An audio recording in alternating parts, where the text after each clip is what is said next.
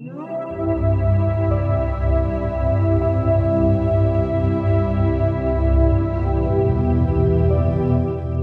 Roban merupakan bagian dari jalur pantai utara Jawa atau biasa kita kenal dengan jalur Pantura, yang lokasinya berada di wilayah Kecamatan Gringsing Kabupaten Batang, Jawa Tengah, sekaligus berbatasan langsung dengan Kabupaten Kendal dan Kabupaten Batang, yang saat ini telah menjadi kota Pekalongan.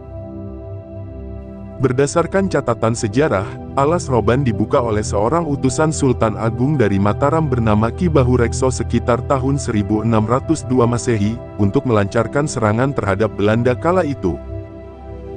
Alasan utama Sultan Agung Mataram Hanyokrokusumo mengutus Ki Bahurekso membuka pedalaman Alas Roban, yaitu untuk mendirikan sebuah lahan pertanian dan sekaligus mendirikan benteng persediaan logistik rahasia di daerah tersebut.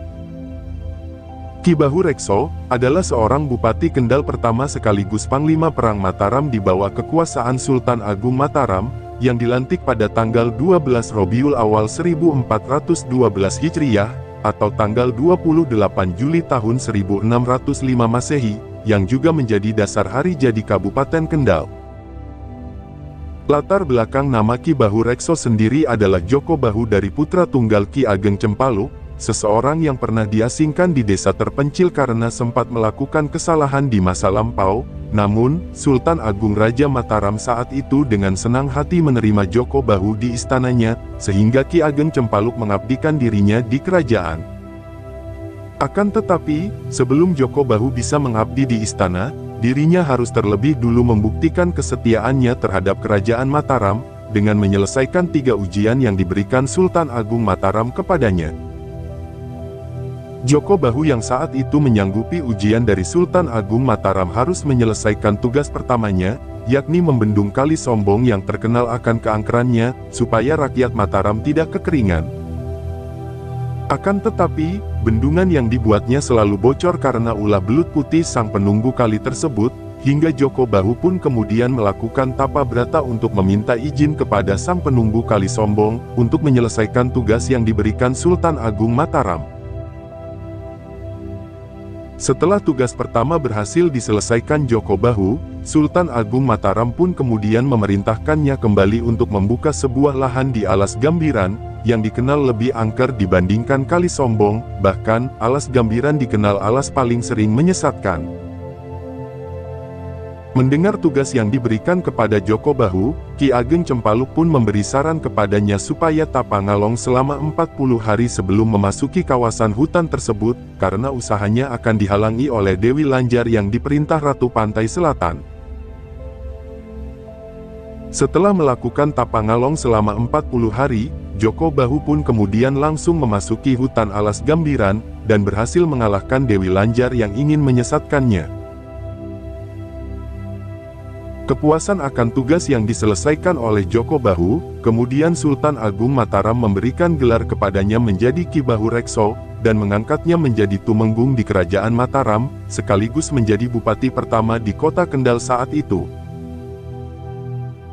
Akan tetapi, perselisihan antara Ki Bahurekso dengan Sultan Agung Mataram justru terjadi, ketika Ki Bahurekso diberi tugas melamarkan puteri cantik bernama Nyi Rantangsari yang disukai oleh Sultan Agung.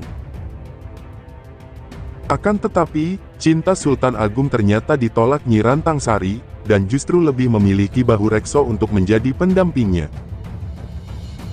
Merasa dikhianati, Sultan Agung pun kemudian memberikan hukuman mati kepada Ki Bahurekso, akan tetapi berhasil digagalkan oleh Pati Singaranu, yaitu pejabat serbabisa yang menjadi andalan di Kesultanan Mataram yang paling dekat dengan Sultan Agung. Pati Singaranu kemudian menyarankan agar Sultan Agung mengganti saja tugas ketiganya dengan tugas menyerang Belanda, yang saat itu berada di Jakarta. Atas saran Ki Ageng Cempaluk, Ki Bahurekso kemudian berangkat ke Jakarta melalui jalur laut, agar Ki Bahurekso tidak kehilangan kesaktiannya dalam perjalanan. Pada awalnya, Belanda merasa kesulitan melawan tentara kerajaan Mataram yang dikirim oleh Sultan Agung Mataram, akan tetapi, Belanda pun tak kehabisan akal, dan mereka membakar lumbung-lumbung makanan tentara kerajaan Mataram sehingga mereka kehabisan perbekalan. Akibat dari serangan brutal Belanda, Ki Bahurekso dan pasukannya pun akhirnya takluk dalam pertempuran tersebut, dan memutuskan untuk membuat sebuah keraton di desa Kadipaten karena tidak berani pulang ke kerajaan. Sultan Agung Hanyokrokusumo yang mendengar kabar tersebut pun akhirnya murka kepada Ki Bahurekso, kemudian mengirimkan pendekar sakti dari China bernama Tan Jin Quen, untuk membunuh Ki Bahurekso yang saat itu gagal menjalankan tugasnya. Setelah berhasil membunuh Ki Bahurekso, Tan Jin Quen pun kemudian menggantikan jabatannya untuk mengabdi di Kesultanan Mataram. Itulah sepenggal kisah perjalanan sang pembuka alas roban di Jawa Tengah, yang tentu saja dapat kita ambil hikmah dalam kisah perjuangannya.